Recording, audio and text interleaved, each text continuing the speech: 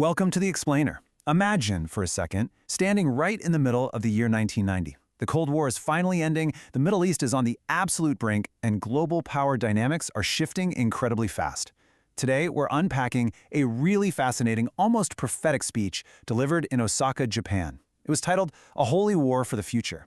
This speech predicted America's decline, warned of massive global chaos, and proposed a totally radical mission for Japan to step up and act as a modern-day Moses. So let's dive right in and see exactly what they got right. Here is our roadmap for today's Explainer. First, we'll look at the two faces of justice.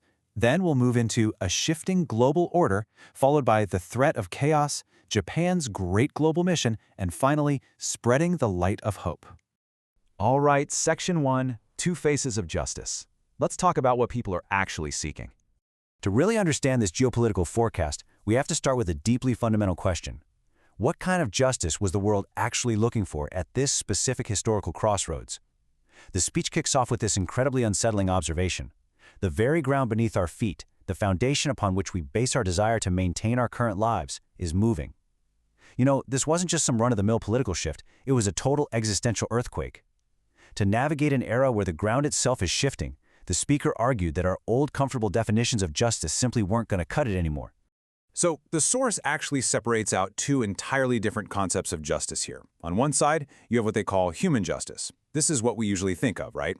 Police, courts, keeping the peace, and preserving the current status quo. But on the other side, there is divine or creation justice.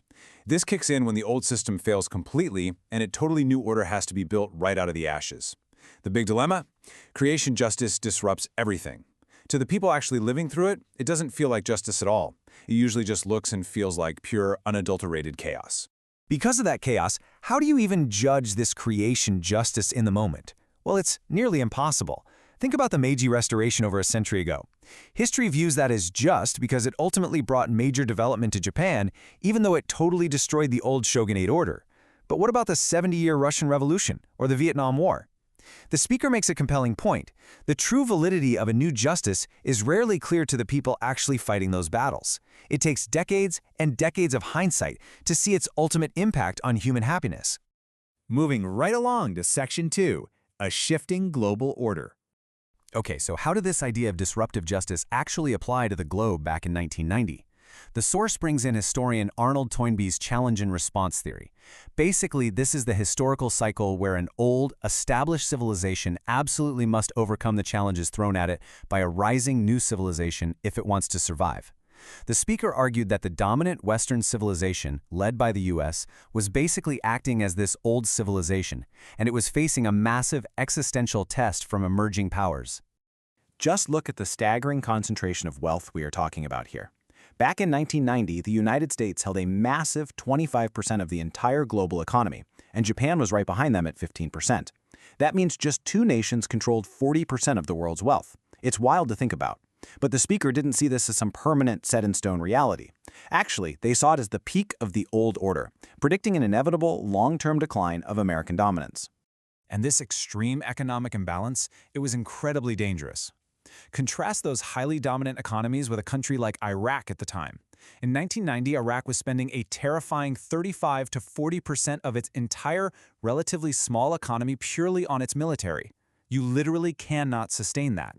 The source argues that Iraq's invasion of Kuwait wasn't just a simple land grab, it was a desperate economic necessity. They needed to convert that massive military might into much-needed cash just to stay afloat. Which brings us to Section 3. The threat of chaos. So if the American superpower actually falls, what happens next? Well, the speaker didn't hold back at all. They predicted the Soviet Union would completely fracture, which, as we know, materialized shortly after. Amazingly, they predicted European integration would fail, specifically calling out the UK pulling away first. Talk about calling it early. They also warned of a rising Germany causing systemic crises, and most grimly of all, that global starvation would inevitably ignite brutal resource wars all across the globe. The reasoning behind those resource wars is honestly pretty terrifying. The speaker warned that immense hunger and desperation would lead to states literally cannibalizing each other just for survival. They drew a direct, stark parallel to the ruthless logic of corporate mergers and acquisitions. Just like a corporation takes over another company solely for profit, desperate, heavily armed nations would swallow up their weaker neighbors. It's a super grim vision where geopolitics is reduced to pure primal survival, completely stripping away our shared humanity. So what's the fix? That's Section 4, Japan's Great Global Mission. To stop this cannibalistic future from happening, the speaker proposed a very specific two-fold mission for Japan. Step 1 was highly urgent.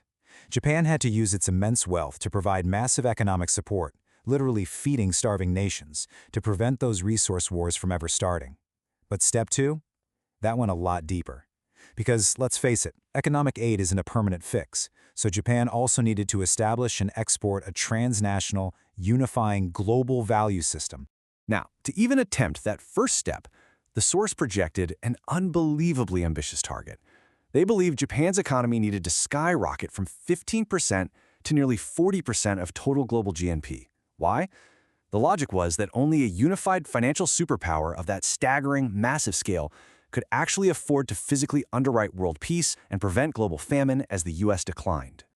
But here's the catch. Money cannot solve everything.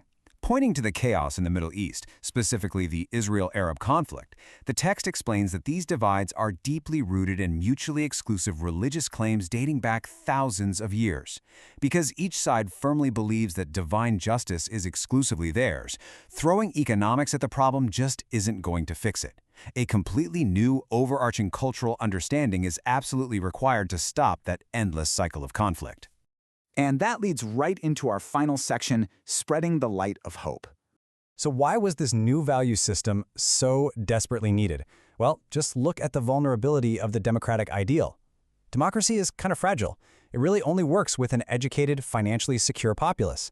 The speaker warned that massive population booms in poverty-stricken regions would inevitably lead to democratic collapse. When billions of people are starving, the democratic ideal quickly devolves into mob rule, or it ends up requiring a dictator just to keep the peace. To combat this exact darkness and prevent democratic collapse, the speaker called for what they termed an ideological holy war. They passionately stated, "We must break through the delusion, pierce the darkness, and deliver the light of hope to the entire world." Now, don't misunderstand the phrasing here. This absolutely was not a call for military conquest. It was a spiritual mission to create a shared moral language, something that could effectively bridge these violently clashing global values. And who exactly would lead this massive charge? Well, the speaker firmly believed that their own ideological movement in Japan was the overarching force needed to prevent global tragedy. They envisioned themselves acting as a modern-day Moses. But instead of leading hundreds of thousands out of Egypt, their goal was to literally lead billions out of the spiritual and geopolitical darkness of the late 20th century. It's a huge, sweeping vision. It really is an incredibly bold perspective, perfectly captured at a totally pivotal moment in global history. As we look back at these 1990 predictions and then look around at our own deeply fractured modern world today, it leaves us with a profound question to reflect on. In a world of constantly shifting powers, wide economic disparity, and intense ideological conflict, can humanity truly find a unifying light? Something to think about. Thank you so much for exploring this fascinating historical explainer with me today. Catch you next time.